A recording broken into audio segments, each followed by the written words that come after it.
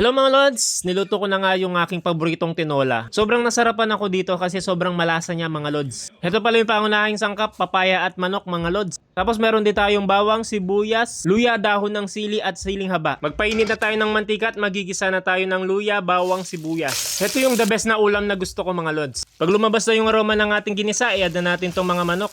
Prituhin muna natin ng konti itong ating manok. Then pwede na tayo mag-add ng patis mga lods. Nasa sa inyo na kung gaano kalasa yung gusto nyo. Pwede na tayo magdagdag ng tubig gamit ang ating mahiwagang arenola. Napakalinamnam naman talaga nito. Lagay na tayo ng chicken cubes at ang ating papaya mga lods. Isunod natin dito yung siling haba at siling pula. Takpan lang natin to hanggang lumambot yung manok at yung ating papaya. Pag malambot na, isunod na natin tong dahon ng sili at pwede rin yung malunggay mga lods. Mabilis lang maluto to at kung bago ka lang sa profile ko, paki-follow and share naman mga lods.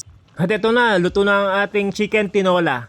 And ready to serve! Tara, samahan nyo na ako. Kain na tayo. Mapapadami na naman ang kain ko nito. Ang sarap, lalo na malambot yung manok. Tapos manamis-namis pa yung papaya. Sobrang sarap. Tara, kain na tayo.